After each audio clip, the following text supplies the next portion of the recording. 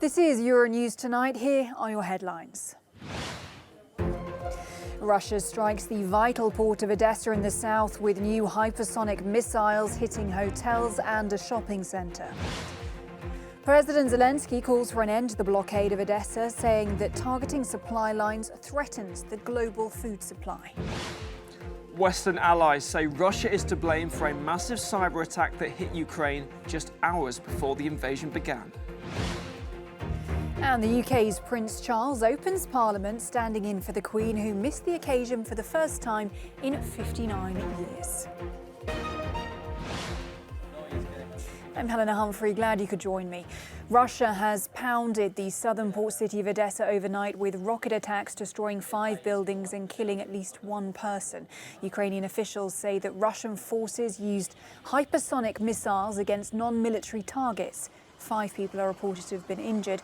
As the attack took place, European Council President Charles Michel was in the city meeting with the Ukrainian Prime Minister for talks. Well, our international correspondent Annalise Borges is in the southern port city of Odessa. We can cross over to her now. Good evening to you, Annalise. Good to see you. Of course, you are there in Odessa, a city which was struck by Russian missiles last night, reportedly new hypersonic missiles at that. Talk us through what happened, Annalise.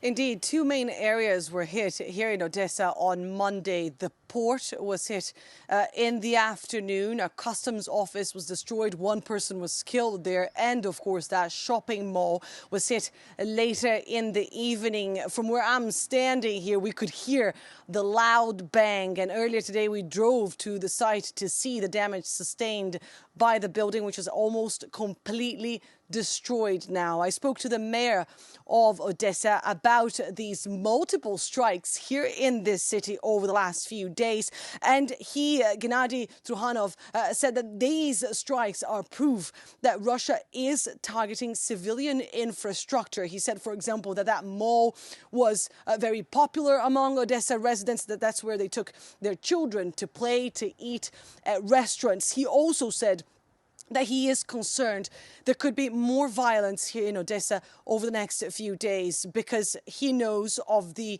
historic value of this city to Russia, but also because of its strategic location. If Russia was to capture Odessa, they could indeed move their troops further west from Mykolaiv and build this corridor all the way to Transnistria, which is a pocket of territory in Moldova, which is currently controlled by Russia. When asked whether he believed that what happened in Mariupol could happen here in Odessa, the mayor said that indeed he is concerned that Odessa could fall, but that he and the residents here are doing everything in their power to avoid that. I asked if he had a message to Vladimir Putin, a person he was accused of being close to in the past, and this is what the mayor of Odessa had to say. I would like to say to Putin, listen, nobody believes in it anymore. Nobody believes you. Stop it. Pull off your mask. Today you represent a different country. You are a country of aggression. Today, without any reason, you invaded a sovereign state. You are killing people here, even children. You are destroying everything we built here. Savagely, you are destroying everything in Ukraine. Stop the war in Ukraine. Withdraw your troops. So a defiant message there from the mayor of Odessa, where you are, Annalise. We've also been hearing from President Zelensky today, directly talking about Odessa as well, talking about Black Sea ports and how bombardment and blockades of those strategic areas could also threaten the global food supply. What more can you tell us about that? Indeed, millions of tons of grains, wheat and corn are currently stuck here in Odessa, according to authorities, but also according to the UN, and in other parts of the region, stranded because of Russia's blockade of Black Sea ports. And this is already affecting food prices worldwide. They are feeling the impact in places like Sri Lanka, Lebanon and African countries. And things could get worse. Why? Because before the war, Russia and Ukraine accounted for almost 30% of the global wheat exports, 60% of global sunflower supplies. And of course, because of the conflict. All that is disrupted, with millions of tons of grains now stuck here in Ukraine. The World Food Bank is saying that the prices could go up. They could jump some 37% over the next few months. And of course, that is going to push millions of people into poverty and potentially into malnutrition. And authorities here in Ukraine have repeatedly said that that is proof that Russia is waging a war not only against this country, but against the entire world. Helena? Our international correspondent Annalise Borges there in the southern port city of Odessa in Ukraine. Annalise, thank you. Well, tracking the latest developments across Ukraine is our correspondent Sasha Vakulina, and she joins me here in the studio. Good to have you with us once again, Sasha. Yesterday we were hearing about the situation around the Azovstal steelworks plant in Mariupol. We were hearing that Russian forces are continuing their attacks, possibly preparing to actually storm those steelworks. Today we're hearing that there could be around 100 civilians still trapped inside. That is despite reports to the contrary. Do we know what is going on here? Not really. We've heard it only today after all those reports about all the women and children and elderly being evacuated, although maybe among those civilians there are also men who were not evacuated. We did not hear that point about all those convoys over the weekend. Apart from the 100 civilians who are still there at Azovstal, there are over 1,000 of Ukrainian defenders who are still there. Many of them are wounded. This afternoon they released some pictures of the wounded soldiers, those defenders who are in those tunnels of Azovstal, and the conditions for medical support and medical assistance that they have, or we should say they do not have there in the tunnels of Azovstal. Indeed, the assault of Azovstal continues, and today there was heavy storming of it with the storming backed by tanks, artillery, and the missiles. The storming operation continues as it is now, but what we've heard from Ukrainian defenders is that they're still not going to surrender for Russia. So we carry on with the current situation of around 100 civilians, more than 1,000 Ukrainian defendants still being in those tunnels of Azovstal. We've also heard today, actually, from the Pentagon in the US that the strike that we saw overnight in Odessa may have been an attempt to actually thwart operations in the east of the country, despite that happening in the south. How could that work strategically? That could theoretically work somehow, given that over the past 24 hours, Russian forces in the east did not really have any significant gains across all the front line of Ukraine. At the same time, there was an interesting UK Defence Ministry intelligence update where they say that Russia underestimated quite a lot Ukrainian resistance, and saying that Russia's invasion plan highly likely to have been based on the mistaken assumption that they would encircle limited resistance. And this is not what we have been seeing for over 2 months of this war since Russia invaded. The Institute for the Study of War, another think tank that is analyzing daily the situation there on the ground, also said that Russian troops in Ukraine continue to display low morale and poor discipline all across the front lines, including that in the east and the south of the country. When it comes to this southeastern corridor, the city of Zaporizhia, there was a particular line here saying that those forces that are deployed in Zaporizhia area reportedly are experiencing very low morale and psychological conditions. They complain about the ineffectiveness of operations in the area, frequently abuse alcohol and shoot in their own vehicles in order to avoid going to the front line. This is according to the Institute for the Study of War.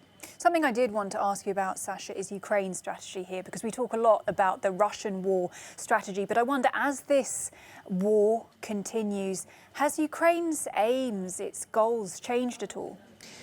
We've heard it for the first time from Ukraine's authorities today. There was Foreign Minister Dmytro Kuleba, who said in an interview to the Financial Times that indeed Ukraine has upgraded its war aims and is now looking to push Russian forces out of the country. Out of the country means, of course, those occupied before territories of Donbas and Crimea. Both parts were annexed in 2014. This is the first time we hear such a statement from Ukrainian authorities. Of course, it is based on the fact that Western allies keep supplying weapons, and this does not stop, particularly those heavy weapons that Ukrainian forces really needed so much for the front all over the country, trying to resist and to defend and also to go into counteroffensive against Russian forces. And when the war started, the negotiations between Ukraine and Russia also started. You remember, just 2 or 3 weeks into the war.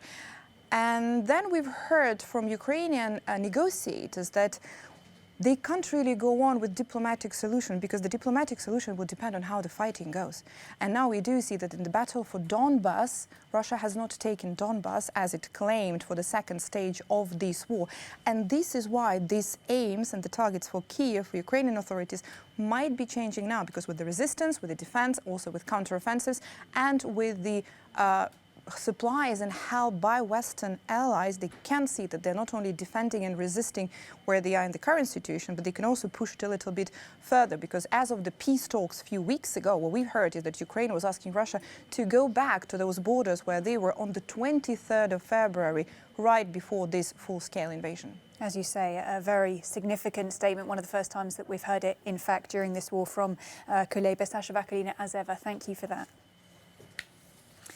Well, nearly a week on from the proposal to ban Russian oil imports as part of a sixth round of sanctions, and the EU is still trying to find agreement. Hungary continues to block the package, saying that the effect on its economy would be catastrophic. Now, a visit by Commission President Ursula von der Leyen to Budapest on Monday doesn't appear to have appeased fears, so we can go straight over now to Brussels and we can speak to Shona Murray. Shona, we've just heard there from both of our correspondents about the mounting death toll in Ukraine as this war continues to go on. But I mean, a week on from these oil sanctions being proposed from the EU, there doesn't really seem to be much movement. Is this a stalemate? Well, we don't know that. I mean, there is still hope. I suppose the feeling is it can't be that the EU doesn't pass this sixth round of sanctions. It's so important because of the impact that oil has on the Russian war machine. But indeed, you're right there. It's been a week since the EU published the proposals for this sixth sanctions package. Nobody thought it was going to be easy, but I think there was a bit more optimism that it would pass a little bit sooner, or at least progress would be stronger. Now, Euronews caught up with the Ukrainian ambassador to the EU, Ambassador Chentsov, and he called on countries like Hungary to be human and to accept the sacrifices that would be required for such monumental sanctions like these. Once again, we expect that decision makers in Hungary, in other countries, they're human. They're humans. They understand what is going on in Ukraine. They themselves, they could see the level of atrocities around Kiev and in other cities. So in order to stop Russia, I think EU member states, they should be also ready for certain sacrifices, including economic sacrifices. Ambassador Chentsov there speaking to Euronews. Shona, we know that the spanner in the works here is Hungary, and you do have to wonder how could the EU eventually deal with Hungary when it is clearly weighing here on foreign policy decisions. Yes, you know, it's very interesting, Helena, because obviously member states in the EU want to show that there is unity and that there is substance and that all 27 member states wants to push ahead with these sanctions. Viktor Orban himself hasn't said that Hungary will block the sanctions, but that they're looking for a much longer lead-in time and possibly a lot of money. There's been questions as to whether Viktor Orban is using the situation in order for Hungary to have its recovery fund money, €7 billion, unlocked by the EU. And you're right, I mean, it's a very difficult situation. Having said that, speaking to ambassadors and diplomats and so on over the past week, everybody understands that the situation is difficult for Hungary because it's landlocked. Also, countries like Slovakia and the Czech Republic, they're in a difficult situation. But really very little progress has been made, despite the fact that Ursula von der Leyen herself was in Budapest last night. There was supposed to be a video conference today, which was cancelled. All we can say is tomorrow EU ambassadors are meeting again, and there have been bilateral meetings. So the hope is that eventually this does pass, but we don't know exactly the terms or the price. Helena? All right, Shona Murray bringing us up to date as we hold our breath and wait on a sixth round of EU sanctions. Shona, thank you so much. Hello again, good to have you with us. He was one of the most famous artists of the 20th century, and she was one of the most famous actresses. When Andy Warhol decided to paint Marilyn Monroe, the result was an iconic work called Shot Sage Blue Marilyn. Well, it's now garnered even more fame by breaking world auction records, as Richard Cady reports. And so, ladies and gentlemen, we come to an iconic portrait of Marilyn Monroe by American pop art visionary Andy Warhol has gone under the hammer for a shade under 185 million euros at Christie's, becoming the most expensive 20th century artwork ever sold at a public auction. Warhol's 1964 silkscreen image entitled Shot Sage Blue Marilyn, produced in 1964, 2 years after the death of the glamorous Hollywood star, sold in just under 4 minutes in a crowded room at Christie's headquarters in Manhattan, beating Pablo Picasso's Woman of Algiers, which sold for 170,000 euros in 2015. We did sell the most expensive painting of the 20th century. I'm very proud of that, and along with my team, I think everyone is very proud of that. This is a big achievement. That is not on me, but just on Warhol and Marilyn. If you think about, Warhol prices, the Warhol record was at $103 million for the silver car crash. This almost doubled it. And again, 20th century works of art, American works of art, it's the highest price ever paid, close to $200 million.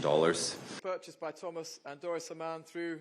The proceeds of this particular silkscreen will go to the Thomas and Doris Amann Foundation in Zurich, which aims to help children with healthcare and educational programs.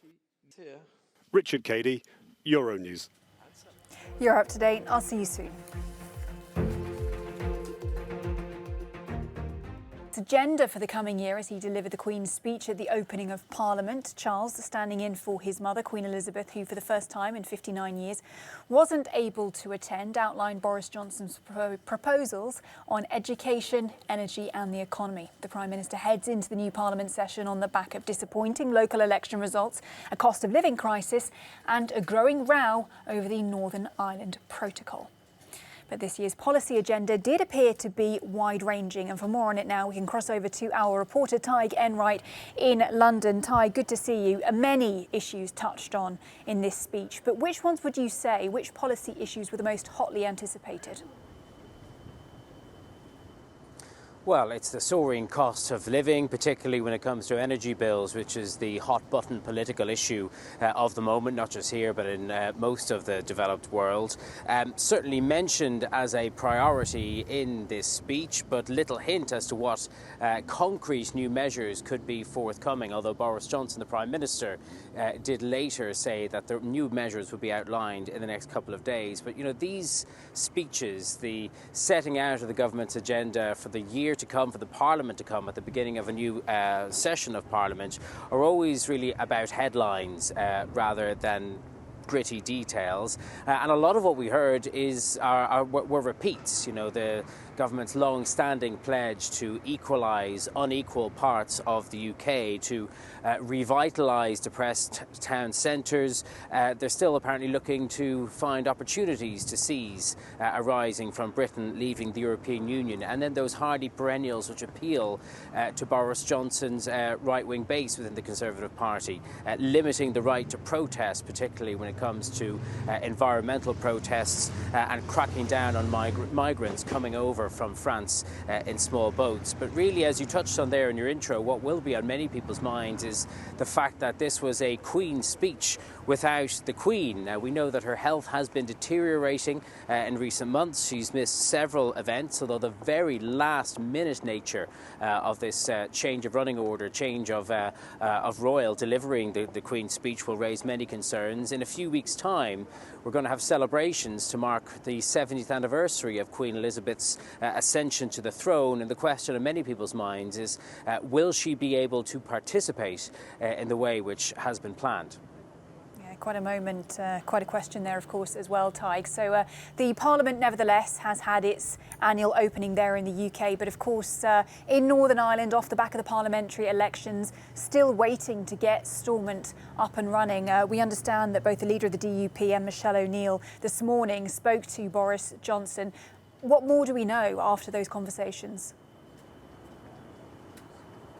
Well, I think it's fair to summarise that we are now looking into a new chapter of political impasse in Northern Ireland, where I think people have become accustomed to their government being suspended as much as being at work, and a new series of political repeats, which we're going to hear over and over again in the coming months. The Unionists in the DUP, which had been the biggest party in Northern Ireland, no longer is after the recent elections, urging the government here in London to address its concerns about the Northern Ireland Protocol before it will entertain the notion of entering into government, now as a potentially junior party to Sinn Féin, the biggest nationalist party. The message from its leader, Michelle O'Neill, is let's get on with forming that new government, this time with us at the helm. And she summarised that the Northern Irish public can't be a pawn in the British government's game of chicken with the EU. And that, I think, pretty much hits it on the nail there. You know, there have been warnings here over the past week that the UK will tear up the Northern Ireland Protocol. Now, many people saying, where have we heard that before? We had been expecting it to be mentioned in the Queen's speech today, but it really barely got a mention. It simply talked about the importance of maintaining the internal economic links between the various parts of the UK, perhaps because reportedly some voices at Cabinet urged more caution, warning that it could spark a trade war between the UK and the EU. And at this particularly precipitous economic moment, that's the last thing that those voices would like to see. All right, some of those hardy perennial issues coming back once again, as you put it, Tig Enright. Tig, reporting there from London. Thank you.